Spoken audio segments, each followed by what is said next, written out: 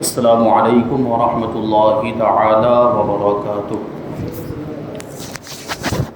نحمده ونصلي ونسلم على رسوله الكريم اما بعد فاعوذ باللہ من الشیطان الرجیم بسم اللہ الرحمن الرحیم ان اللہ وملائکته یصلون علی النبی یا ایہا الذین آمنوا صلوا علیہ وسلموا تسلیما اللهم صل على سيدنا ومولانا محمد معدن الجود والكرم وآله الكرام وابنه الكريم وبارك وسلم صلاة وسلاما عليك يا رسول الله صلی اللہ تعالی علیہ وسلم۔ سورہ بقرہ آیت نمبر 11 کی تفسیر ہے۔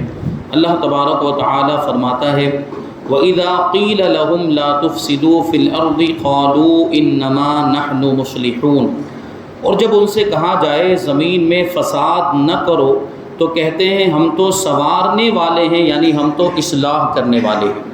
یہ آپ کو یاد ہونا چاہیے، جو ریگولر شرکت کرتے ہیں ان کو پتہ ہوگا کہ یہ منافقین کا تذکرہ چل رہا ہے۔ وَمِنَ النَّاسِ مَن يَقُولُ آمَنَّا بِاللَّهِ وَبِالْيَوْمِ الْآخِرِ وَمَا هُمْ بِمُؤْمِنِينَ۔ اس آیت کریمہ سے منافقین کا تذکرہ چل رہا ہے، اور منافقین کا مطلب کیا ہوتا ہے وہ اس سے پہلے والے دروس میں تفصیل کے ساتھ بیان کیا گیا۔ تو یہاں منافقین ہی کی بات ہے، اور منافقین کی ایک اور صفت بیان کی جا رہی ہے کہ جب ان منافقین سے کہا جائے کہ زمین میں فساد نہ پھیلاؤ، زمین میں بگاڑ پیدا نہ کرو، تو وہ کیا کہتے ہیں کہ ہم تو سنوارنے والے، ہم کوئی فساد پھیلانے والے نہیں ہیں، ہم تو اصلاح کرنے والے، ہم تو سدھارنے والے۔ یہ منافقین کی بولی ہے، یہ منافقین کا طریقہ۔ اب یہ جو بات یہاں پر کہی گئی کہ جب ان سے کہا جائے تو کہنے والا کون ہے، یعنی ان سے یہ بات کون کہتا ہے کہ زمین میں فساد نہ پھیلاؤ؟ تو ایک تو مطلب یہ ہے کہ خود اللہ تبارک و تعالی نبی پاک صلی اللہ علیہ وسلم کی زبانی ان سے یہ فرماتا ہے کہ زمین میں فساد نہ پھیلاؤ، یا یہ کہ خود نبی پاک صلی اللہ علیہ وسلم ان سے یہ کہتے ہیں کہ زمین میں فساد نہ پھیلاؤ، یا عام ایمان والے ان سے کہتے ہیں، اور چوتھے وہ مسلمان جن سے وہ فتنے کی باتیں کرتے ہیں، یعنی خاص طور پر وہ مسلمان ان سے کہتے ہیں کہ زمین میں فساد نہ پھیلاؤ جن سے یہ فتنے کی باتیں کرتے ہیں اور فساد کی باتیں کرتے ہیں۔ اب یہاں پر یہ جو بات آئی لا تفسدوا، فساد نہ پھیلاؤ، فساد کا مطلب جانتے ہیں ہم لوگ، یعنی بگڑنا۔ فساد کا مطلب یہ ہوتا ہے بگڑنا۔ بگڑنے کا مطلب یہ ہوتا ہے کہ کوئی چیز حد اعتدال سے نکل جائے اور قابل نفع نہ رہے۔ حد اعتدال یعنی درمیانی راہ، درمیانی کوئی بھی چیز بیچ میں ہو، درمیانی راہ اختیار کیے ہو تو وہ چیز اعتدال پر ہوتی ہے اور وہ چیز اصلاح پذیر ہوتی ہے۔ لیکن وہ اگر اعتدال کی راہ سے نکل جائے تو یا تو افراد کا شکار ہو جائے گی یا تفرید کا شکار ہو جائے گی، یعنی اس میں یا تو کوئی کمی آ جائے گی یا کوئی زیادتی آ جائے گی، اور دونوں خرابی والی باتیں ہوتی ہیں۔ اس لیے فساد کا یہ مطلب ہے کہ کسی چیز کا اعتدال سے نکل جانا اور نفع کے قابل نہ رہنا۔ اس کا مقابل ہے صلاح۔ صلاح کا معنی ہوتا ہے جو بگاڑ آیا ہے اس کو سدھارنا، یعنی سنوارنا، اصلاح کرنا اور نفع کے قابل بنانا۔ جو چیز بگڑ گئی ہے، جو نفع کے قابل نہیں رہی، جو فائدہ اٹھانے کے لائق نہیں رہی، اس کو فائدہ اٹھانے کے لائق بنانا، نفع اٹھانے کے قابل بنانا، اسی کو صلاح کہا جاتا ہے اور اصلاح کہا جاتا ہے۔ اس فساد و اصلاح میں بہت گنجائش ہے، یعنی فساد کتنی طرح کا ہو سکتا ہے۔ تو پہلے نمبر پر نفس کا بھی فساد ہو سکتا ہے کہ آدمی کا خود کا نفس بگڑ جائے، آدمی خود بگڑ جائے اور خود اصلاح پذیر نہ ہو، تو یہ نفس کا فساد ہوگا۔ دو شخصوں کا فساد کہ دو لوگ بگڑ جائیں، یا ایک آدمی بگڑا ہوا ہے وہ دوسرے آدمی کو بگاڑ دیں، یہ دو شخصوں کا فساد ہوگا۔ پورے ایک شہر کا فساد بھی ہو سکتا ہے کہ پورا شہر ہی بگڑ جائے، یا کسی خاص ملک کا فساد کہ ایک پورا ملک بگڑ جائے۔ اور آخری جو فساد ہے وہ ہے زمین کا فساد، یعنی پوری زمین کے لوگ ہی بگڑ جائیں، یا آدمی پوری زمین کے لوگوں کو بگاڑنے کی کوشش کرے۔ تو یہاں پر دیکھیں جو آخری والی قسم ہے وہی قسم مراد ہے، کیونکہ کیا فرمایا گیا لا تفسدوا فی الارض، زمین میں فساد نہ پھیلاؤ، مطلب کیا ہے کہ زمین والوں کو بگاڑنے کی کوشش نہ کرو، یہ منافقین سے کہا جا رہا ہے۔ یہاں پہ آخری والی فساد کی قسم مراد ہے، آخری والا فساد مراد ہے کہ زمین میں فساد نہ پھیلاؤ۔ تو منافقین سے کہا جا رہا ہے کہ اگر تم خود بگڑے ہوئے ہو تو اوروں پر تو مہربانی کرو، اور اللہ کی زمین میں فساد نہ پھیلاؤ۔ منافقین خود بگڑے ہوئے ہیں، ظاہر سی بات ہے، منافقین سے بڑھ کر بگڑا ہوا کون ہو سکتا ہے؟ تو ان سے کہا جا رہا ہے کہ تم خود بگڑے ہوئے ہو تو دوسروں کو نہ بگاڑو، زمین پر فساد نہ پھیلاؤ، جس سے معلوم ہوتا ہے کہ منافقین کی بیماری متعدی تھی، یعنی پھیلنے والی تھی۔ بیماری کون سی تھی وہ آپ کو اس سے پہلے بتا دیا گیا، اور جو لوگ شریک نہیں تھے وہ یوٹیوب پر جا کر سماعت کر سکتے ہیں کہ منافقین کیسے بیمار تھے، دل کے بیمار تھے، ان کے دل میں بیماری موجود تھی، یعنی دل میں کفر چھپائے ہوئے تھے، اپنے آپ کو مومن ظاہر کرتے تھے، اپنے آپ کو مسلمان بتاتے تھے، لیکن اندر سے کافر تھے۔ ان کی یہ بیماری متعدی تھی، یعنی پھیلنے والی تھی، ایک سے دوسرے کو لگنے والی تھی۔ اب یہاں فساد سے کیا مراد ہے؟ اس میں چند قول ہیں۔ سیدنا عبداللہ ابن عباس، حضرت حسن، حضرت قتادہ اور سدی رضی اللہ تعالی عنہم کا قول یہ ہے کہ یہاں فساد سے مراد اعلانیہ گناہ کرنا ہے، یعنی کھلم کھلا گناہ کے کام کرنا ہے، کیونکہ ظاہر سی بات ہے اس زمانے میں یہ صحابہ کرام کا دور تھا، یہ اسی وقت کی بات ہے، نبی پاک صلی اللہ علیہ وسلم بھی تشریف فرما تھے، صحابہ کرام کسی گناہ کا تصور بھی نہیں کر سکتے تھے، اور ابھی کبھی کسی وجہ سے، شامت نفس کی وجہ سے یا شیطان کے بہکاوے میں آ کر گناہ ہو بھی جاتا تھا تو صحابہ کرام فوراً توبہ کر لیا کرتے تھے۔ تو اعلانیہ گناہ، کھلم کھلا کوئی گناہ کرے، اس کا تصور اس زمانے میں کیا ہی نہیں جا سکتا تھا، تو اس زمانے میں کھلم کھلا گناہ کرنا یہ فساد کے برابر تھا، یہ زمین میں بگاڑ پیدا کرنے کے برابر تھا، کیونکہ اعلانیہ گناہ سے خدا کی رحمتیں بند ہو جاتی ہیں، یہ بات بھی ذہن میں رکھیں۔ کھلم کھلا گناہ کرنے کی وجہ سے اللہ تبارک و تعالیٰ کی رحمت کا نزول بند ہو جاتا ہے۔ اب اگر ہم رزق میں بے برکتی کی شکایت کریں، ہم یہ کہیں کہ گھر میں جھگڑے ہوتے ہیں، لڑائی ہوتی ہے، تو ہم گناہ کبیرہ کرتے ہیں اس کی وجہ سے۔ کھلم کھلا جو آدمی گناہ کبیرہ کا ارتکاب کرتا ہے اس کے لیے اللہ تبارک و تعالیٰ کی رحمت کے دروازے بند ہو جاتے ہیں۔ اب روزی میں برکت کہاں سے ہوگی؟ گھر میں اچھا ماحول کیسے بنے گا؟ لڑائی جھگڑے نہیں ہوں گے تو اور کیا ہوگا؟ یہ سب جو ہے وہ ہمارے گناہوں کی وجہ سے ہوتا ہے۔ تو اعلانیہ گناہ کی وجہ سے اللہ تبارک و تعالیٰ کی رحمتیں بند ہو جاتی ہیں اور عذاب نازل ہوتا ہے۔ یہ بہت خطرناک چیز ہے۔ رحمت کے دروازے بند ہو جانا ایک چیز ہے کہ ہمارے فائدے رک جاتے ہیں، لیکن عذاب نازل ہونا، اس سے کیا ہوتا ہے؟ ہم نقصان میں مبتلا ہو جاتے ہیں۔ اللہ تبارک و تعالیٰ کے عذاب سے خطرناک تو کوئی چیز نہیں ہو سکتی۔ پھر اعلانیہ گناہوں کی وجہ سے قتل و غارت گری، خون ریزیاں شروع ہو جاتی ہیں، آدمی ایک دوسرے کو قتل کرنے لگ جاتے ہیں، تو اس سے زمین میں فساد پھیلتا ہے۔ چونکہ وہ لوگ موقع پا کر، یہ منافقین اعلانیہ گناہ بھی کرتے تھے اور اس سے ان کو روکا گیا۔ خیال رہے کہ صحابہ کرام حضور پاک صلی اللہ علیہ وسلم کی فیض صحبت سے ایسے منج گئے تھے، یعنی ان کی ایسی اصلاح ہو چکی تھی کہ اولاً تو وہ گناہ کرتے ہی نہیں تھے۔ میں نے جیسا کہ عرض کیا کہ صحابہ کرام کے دور میں گناہ کا تصور بھی نہیں کیا جا سکتا تھا، کوئی صحابی گناہ کے بارے میں سوچتے بھی نہیں تھے۔ نبی پاک صلی اللہ علیہ وسلم کی صحبت کی برکت سے، حضور پاک صلی اللہ علیہ وسلم کی بارگاہ میں حاضر ہونے اور آپ سے فیض حاصل کرنے کی برکت سے صحابہ کرام گناہ کے بارے میں سوچتے بھی نہیں تھے۔ اگر کبھی کوئی گناہ سرزد ہو جاتا تو چھپانے کی کوشش نہیں کرتے تھے، گناہ کو چھپانے کی کوشش نہیں کرتے تھے، بلکہ بارگاہ نبوی میں آ کر اقرار کر کے سزا پاتے تھے، سزا لے لیتے تھے، یعنی ان کو احساس ہوتا کہ مجھ سے گناہ ہو گیا ہے، اس لیے فوراً نبی پاک صلی اللہ علیہ وسلم کی بارگاہ میں حاضر ہو جاتے، اپنے گناہ کا اقرار کرتے، گناہ سے توبہ کرتے۔ اگر اس گناہ کی کوئی دنیاوی سزا بھی ہوتی تو وہ سزا اپنے لیے اس کا مطالبہ کرتے تھے کہ مجھے یہ سزا دے دی جائے۔ جیسے کہ ایک صحابی رسول حضرت ماعز اسلمی رضی اللہ تعالیٰ عنہ کا واقعہ کہ ان سے زنا جیسا بڑا گناہ سرزد ہو گیا، تو انہوں نے اپنے گناہ کو چھپایا نہیں بلکہ اس پر شرمندہ ہوئے اور نبی پاک صلی اللہ علیہ وسلم کی بارگاہ میں حاضر ہوئے، اور انہوں نے حضور پاک صلی اللہ علیہ وسلم کی بارگاہ میں عرض کیا کہ یا رسول اللہ، مجھ سے ایسا گناہ ہو گیا کہ میں بیان کروں تو ہلاک ہو جاؤں۔ نبی پاک صلی اللہ علیہ وسلم نے کہا بتاؤ تو صحیح۔ تو پھر انہوں نے حضور پاک صلی اللہ علیہ وسلم کے کہنے پر اللہ کے رسول صلی اللہ علیہ وسلم کی بارگاہ میں عرض کیا کہ یا رسول اللہ، مجھ سے زنا جیسا گناہ کبیرہ سرزد ہو گیا۔ تو اللہ کے رسول صلی اللہ علیہ وسلم نے اعراض فرمایا، اپنے منہ کو پھیر لیا کہ شاید ہو سکتا ہے کہ یہ انکار کر دے، شاید ہو سکتا ہے کہ یہ دوسری مرتبہ کہے کہ میں نے زنا نہیں کیا ہے. لیکن حضرت ماعز اسلمی رضی اللہ تعالیٰ عنہ وہ بھی صحابی رسول تھے, وہ بھی جانتے تھے کہ زنا کتنا بڑا گناہ ہے, اور جب تک نبی پاک صلی اللہ علیہ وسلم اس کا جواب نہیں دیں گے مجھے سکون نہیں ملے گا, مجھے چین نہیں ملے گا. انہوں نے دوسری مرتبہ بھی عرض کیا کہ یا رسول اللہ مجھ سے زنا ہو گیا.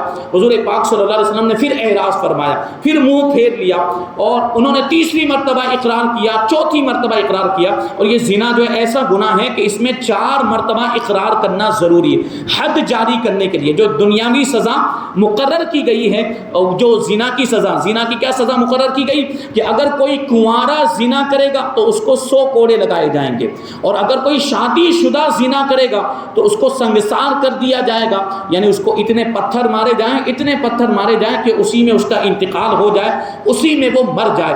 حضرت ماعز اسلمی رضی اللہ تعالی عنہ کا معاملہ اب انہوں نے 4 مرتبہ اقرار کر لیا, تو دیکھیے اللہ کے رسول صلی اللہ علیہ وسلم نے نہ چاہتے ہوئے بھی ان پر وہ حد جاری فرمائی, حد جاری کرنے کا حکم دیا.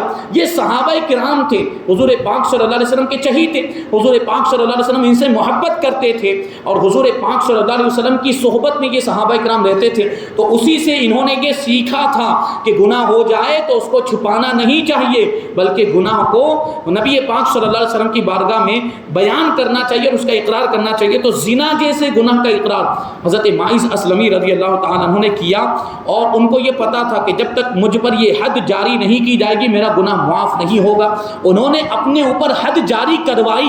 وہ جانتے تھے کہ وہ حد ہے جو سزا مقرر کی گئی, اس کو برداشت کرنا بڑا مشکل ہے, لیکن اس کے باوجود انہوں نے نبی پاک صلی اللہ علیہ وسلم کی بارگاہ میں اپنے گناہ کا اقرار کیا. یہ صحابہ کرام کا جذبہ تھا.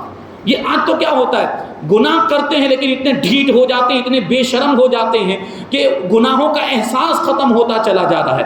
آدمی گناہ کرتا ہے اور کھلم کھلا گناہ بھی کیے جا رہے ہیں, اور بے شرمی کے, بے حیائی کے کام کیے جا رہے ہیں, اور اس پر کوئی توجہ نہیں ہے کہ ہم کتنا بڑا گناہ کر رہے ہیں, اور ہم جو ہے آخرت میں اپنے لیے تباہی مول لے رہے ہیں.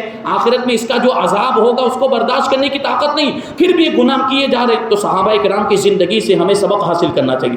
یہ صحابہ کرام کا طریقہ تھا کہ وہ پہلے تو گناہ کرتے ہی نہیں تھے, لیکن گناہ اگر ہو جاتا تھا تو اس سے توبہ کرتے تھے, اس سے رجوع کر لیتے تھے, اس سے باز آ جاتے تھے, اس گناہ کو چھوڑ دیتے تھے, پھر کبھی بھی اس گناہ کی طرف نہیں جاتے تھے. صحابہ کرام کو گناہ کی برائی کا ایسا احساس تھا, یہ احساس ہی تو تھا جو ان کو توبہ کرنے پر ابھارتا تھا, لیکن آج وہی احساس ختم ہوتا چلا جا رہا ہے. آج ہم دیکھ رہے ہیں کہ بہت سارے گناہوں کو لوگوں نے گناہ سمجھنا ہی چھوڑ دیا ہے. ابھی اگر اس کی تفصیل بیان کرے اس کے لیے بہت زیادہ وقت درکار ہے, تو اس کی کیسے کیسے گناہ ہیں جن کو لوگوں نے گناہ سمجھنا چھوڑ دیا, اس کی تفصیل بیان کرنے کا موقع نہیں. آپ لوگ جانتے ہیں بے حیائی کے کام ہو رہے ہیں, فیشن کے نام پر برائیاں ہو رہی ہیں, اور ٹرینڈ کے نام پر گناہوں کے کام رائج کر دیے گئے, اور اس کو لوگوں نے اپنا لیا اور اس کو گناہ سمجھنا چھوڑ دیا. یہ بات یاد رکھیں کہ گناہ کو گناہ سمجھنا چھوڑ دینا یہ قیامت کی نشانی ہے, یہ قیامت کی علامت ہے, اور یہ آج ہو رہا ہے. لوگوں کے دلوں سے گناہوں کا احساس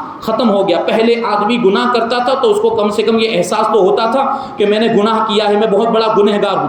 لیکن آج کے زمانے میں آدمی گناہ کر رہا ہے لیکن اس کو احساس ہی نہیں ہے کہ اس نے کتنا بڑا گناہ کر لیا ہے. یہ بھی قیامت کی نشانی کہ لوگ گناہ کو گناہ سمجھنا چھوڑ دیں گے, اور یہ قیامت کی نشانی ظاہر ہو چکی ہے, ہم اپنے سامنے دیکھ رہے ہیں.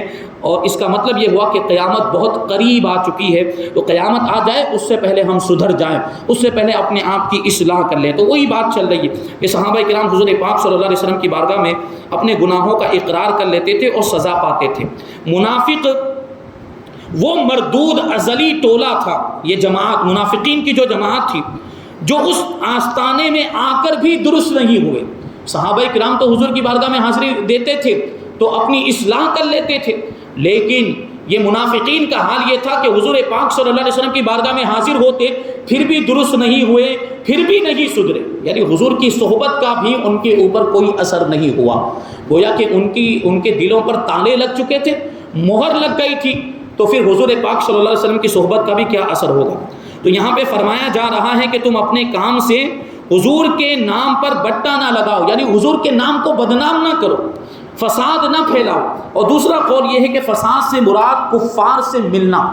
یہ منافقین اپنے آپ کو مسلمان ظاہر کرتے تھے, یہ بات آپ ذہن میں رکھیں گے, لیکن کیا ہوتا تھا کہ یہ مسلمانوں کے سامنے تو اپنے آپ کو بہت بڑا پکا مومن کہتے تھے، لیکن تنہائی میں وہ کافروں سے جا کر ملتے تھے، کافروں سے انہوں نے ان کی خوشامدیں کرتے تھے اور ان کی تواضع و خاطر مدارات کرتے تھے، کافروں کے پاس جا کر یہ کہتے تھے کہ ہم تو تمہارے ساتھ ہیں۔ یہ معاملات تھے ان کے ساتھ، ان لوگوں نے اس طریقے سے وہ ساز باز کر کے رکھی ہوئی تھی۔ گویا یہاں یہ کہا جا رہا ہے کہ تم ایک طرف کے ہو کے رہو، تمہاری یہ منافقانہ حرکتیں فساد پھیلا دیں گی۔ ظاہر سی بات ہے کہ اپنے آپ کو مومن کہہ رہے ہو، جا کر کافروں سے بھی مل رہے ہیں، تو اس سے فساد پھیلتا ہے، بگاڑ پیدا ہوتا ہے۔ اور تیسرا قول یہ ہے کہ فساد سے مراد مسلمانوں کے راز کفار تک پہنچانا، منافقین کا ایک کام یہ بھی تھا۔ اب وہ اپنے آپ کو مومن ظاہر کرتے تو مسلمانوں کے ساتھ آتے بھی تھے، ان کے ساتھ اٹھتے بیٹھتے تھے، ان کی محفلوں میں آ جاتے تھے، تو مسلمانوں کی بہت ساری باتیں ان کو پتہ چل جاتی تھی، بہت سی راز کی باتیں بھی منافقین کو معلوم ہو جاتی تھی، خاص طور پر جنگ وغیرہ کے تعلق سے۔ وہ جنگ میں تدبیریں بنانی پڑتی تھی، اور جنگ میں کس طرح کفار کا مقابلہ کریں گے، ادھر سے جائیں گے، کیسے جائیں گے، شہر سے باہر نکل کے لڑیں گے یا شہر کے اندر رہ کر لڑیں گے، کیا تدبیر اپنائیں گے، کیا آئیڈیا لگائیں گے، یہ سب جنگ سے پہلے تیاریاں ہوتی۔ تو یہ منافقین ایمان والوں کی، مسلمانوں کی محفلوں میں آ جاتے تھے اور وہ ساری راز کی باتیں معلوم کر کے کفار کو جا کر بتا دیتے تھے، اور کفار کو وہ ساری راز کی باتیں پہنچا دیا کرتے تھے۔ تو یہ بھی بہت بڑے فساد کی بات ہے، یہ بھی فساد پھیلانا ہی ہے۔ چوتھا قول یہ ہے کہ منافقین نو مسلموں سے خفیہ طور پر ان کے دلوں میں اسلام کے خلاف شکوک اور شبہات پیدا کرتے تھے، یعنی جو لوگ نئے نئے مسلمان ہوئے ہوتے تھے، یہ منافقین ان کے پاس جاتے اور ان کے دلوں میں اسلام کے بارے میں شک ڈالتے تھے، شبہات پیدا کرتے تھے کہ اسلام سچا مذہب نہیں ہے، معاذ اللہ، سچا مذہب تو یہودیوں کا ہے، سچا مذہب تو عیسائیوں کا ہے، یا یہ مشرکین کا سچا مذہب ہے۔ اس طرح کی باتیں وہ نو مسلموں کے دل میں ڈالتے تھے۔ اب وہ جو نو مسلم نئے نئے مسلمان ہوئے تھے، وہ ایمان میں اتنے مضبوط نہیں ہوتے تھے، تو وہ جو نو مسلم ہوتے تھے وہ یہ سمجھنے لگ جاتے تھے کہ جب پرانے مسلمان اسلام پر مطمئن نہیں ہیں تو ضرور اسلام میں کچھ خرابی ہوگی، ضرور اسلام میں کچھ کمی ہوگی۔ یعنی کہ منافقین کو تو وہ لوگ پرانا مسلمان سمجھتے تھے اور یہ اپنے آپ کو کہتے بھی تھے۔ تو جو نئے مسلمان جن کے دل میں یہ منافقین شک پیدا کرتے تھے، وہ یہ سمجھنے لگ جاتے تھے کہ جب یہ پرانے مسلمان ہیں، یہ اسلام پر مطمئن نہیں ہیں، ان کو اسلام میں شک لگ رہا ہے، تو پھر یقیناً کوئی اسلام میں خرابی ہوگی، معاذ اللہ۔ تو اس سے فساد پیدا ہوتا تھا۔ یہاں فساد سے ان کی یہی حرکت مراد ہے اور اسی سے ان کو روکا گیا ہے۔ اور جب ان سے یہ کہا گیا کہ فساد نہ پھیلاؤ، تو وہ کیا کہتے تھے؟ وہ جواب میں یہ کہتے تھے کہ ہم تھوڑی فساد پھیلانے والے ہیں، ہم تو سدھار کرنے والے ہیں، ہم تو اصلاح کرنے والے ہیں۔ اس کا مطلب کیا ہوا کہ وہ اپنے فساد کو بھی اصلاح سمجھتے تھے، یعنی وہ جو کام کر رہے تھے نا، جو حرکتیں کر رہے تھے، جو بگاڑ پیدا کر رہے تھے، اس کو وہ اصلاح سمجھتے تھے، اور وہ یہ کہتے تھے کہ ہم تو سدھار کر رہے ہیں۔ تو اس کا کیا مطلب ہوا؟ یعنی گویا کہ وہ یہ کہتے تھے کہ ہم فساد نہیں پھیلاتے، ہم اصلاح کرتے ہیں۔ یعنی اے مسلمانوں، جس چیز کو تم فساد کہتے ہو ہم اس کو اصلاح سمجھتے ہیں، کیونکہ تمہارا اسلام فساد ہے اور ہم اسی کو مٹانا چاہتے ہیں، معاذ اللہ۔ وہ اسلام کو فساد کہتے تھے اور یہ لوگ اسی کو مٹانے کی کوششیں کرتے تھے۔ اور یہ مطلب بھی ہو سکتا ہے کہ مصلحون سے مراد صلح کرانا، یعنی منافقین کہتے تھے کہ ہم کافروں سے اس لیے ملتے ہیں اور ان کی خاطر مدارات اور خوشامد اس لیے کرتے ہیں تاکہ تم میں اور ان میں صلح قائم کر دے، یعنی مسلمانوں میں صلح کرا، کافروں اور مسلمانوں کے درمیان ہم صلح کرانا چاہتے ہیں، اور اس کو وہ لوگ اصلاح کا نام دیتے تھے۔ اور مدینہ پاک کی زمین خون سے رنگین نہ ہو، یہ لوگ کہتے تھے، اور اے مسلمانوں تمہاری کوشش یہ ہے کہ یہاں کچھ تو خون ہو جائے، یعنی قتل و غارت گری کے معاملات ہو، لہٰذا ہم ہی مصلح ہیں، ہم ہی اصلاح کرنے والے ہیں، نہ کہ تم۔ اسی لیے انہوں نے انما بولا، جو کہ حصر کے لیے آتا ہے، یعنی ہم ہی اصلاح کرنے والے ہیں، ہم ہی سدھار کرنے والے ہیں، تم نہیں ہو، دوسرا کوئی نہیں ہے۔ قرآن کریم نے دوسرے مقام پر ان منافقین کا قول اس طرح نقل فرمایا، قالوا ان اردنا الا احسانا و توفیقا۔ یہ لوگ کہتے تھے، مسلمانوں سے کہتے تھے کہ ہم تو بھلائی چاہتے ہیں اور ہم تو اتفاق کرنا چاہتے ہیں، یعنی کافروں اور مسلمانوں کو ملانا چاہتے ہیں۔ یہ اس طرح کی باتیں کرتے تھے، جبکہ وہ جو کچھ بھی حرکتیں کرتے تھے ان کا یہ مقصد نہیں ہوتا، یہ صرف لوگوں کو بتانے کے لیے بہانہ ہوتا تھا کہ ہم صلح کرانا چاہتے ہیں۔ اور پھر یہ بھی بات ہے کہ کافروں کی اور مسلمانوں کی صلح ہو ہی نہیں سکتی۔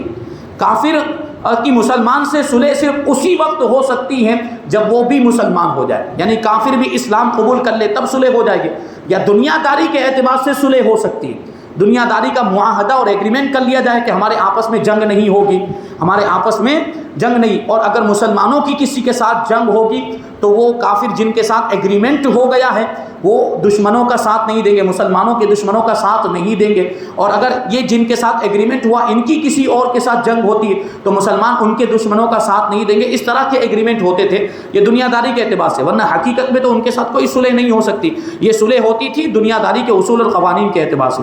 تو یہاں پر دیکھیں ایک بات یاد رکھیں کہ یہ منافقین ہیں اور ان سے یہ کہا جاتا تھا کہ زمین میں فساد نہ پھیلاؤ، تو یہ لوگ کیا کہتے تھے کہ ہم فساد پھیلانے والے نہیں بلکہ ہم تو اصلاح کرنے والے۔ اب آپ غور کریں، اپنے زمانے کے لوگوں پر غور کریں تو اس زمانے میں بھی ایسے بہت سے لوگ پائے جاتے ہیں جو غلط کام کر رہے ہوتے ہیں، برے کام کر رہے ہوتے ہیں، اور ان سے کہا جائے کہ یہ غلط کام نہ کرو، یہ برے کام نہ کرو، تو وہ کیا کہتے ہیں ہم غلط کام تھوڑی کر رہے ہیں، ہم تو اچھا کام کر رہے ہیں، یعنی اپنے غلط کام کو بھی وہ لوگ اچھا سمجھتے ہیں۔ اور یہ جو بد مذہب ہیں، بد عقیدہ اور یہ گمراہ لوگ، وہابی، دیوبندی، جماعتی، ان کا بھی حال ایسا ہی ہے کہ یہ فساد پھیلا رہے ہیں، بد عقیدگی پھیلا رہے ہیں، گمراہی پھیلا رہے ہیں، لوگوں کے عقیدوں کو خراب کرنے کی کوشش کر رہے ہیں۔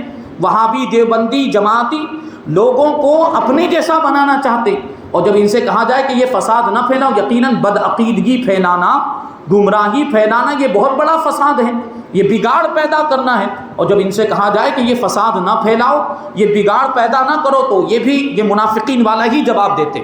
یہ وہابی دیوبندیوں کا، گمراہوں کا یہی جواب ہوتا ہے کہ ہم فساد کہاں پھیلاتے، ہم تو اصلاح کر رہے ہیں، ہم تو لوگوں کو سدھار رہے ہیں، ہم تو صحیح راستے پہ لا رہے ہیں، جبکہ ان کا راستہ غلط ہے۔ وہ اپنے غلط راستے کو صحیح سمجھتے، جبکہ حقیقت میں ان کا راستہ صحیح نہیں ہے، صحیح راستہ اہل سنت و جماعت کا ہی راستہ ہے، جو قرآن و حدیث کے مطابق ہمارے عقائد، الحمدللہ ہمارے سارے عقائد، ہمارے معمولات یہ قرآن سے بھی ثابت ہیں، احادیث سے بھی ثابت ہیں، اقوال صحابہ سے، بزرگان دین کے عمل سے ثابت ہے۔ ہم جو کچھ بھی ہمارے جو اہل سنت و جماعت کے جو معمولات جو ہماری کتابوں میں لکھے ہوئے ہیں وہ قرآن و حدیث سے ثابت ہے۔ تو یہاں پر یہ بات بیان ہوئی، اور اس کے بعد اس تفسیر کا خلاصہ اور اس سے اس آیت کریمہ سے کیا فائدے حاصل ہوتے ہیں وہ، اور پھر اس کی صوفیانہ تفسیر یعنی صوفیاء کرام اس کے بارے میں کیا فرماتے ہیں، انشاءاللہ تبارک و تعالیٰ اس کو ہم آئندہ درس میں شامل کریں گے۔ اللہ تبارک و تعالیٰ کی بارگاہ میں دعا ہے کہ جو کچھ بھی بیان ہوا اس پر ہم سب کو عمل کرنے کی توفیق عطا فرمائے، اور نور قرآن سے ہم سب کے دلوں کو روشن اور منور فرمائے۔ وما علینا الا البلاغ۔ السلام علیکم۔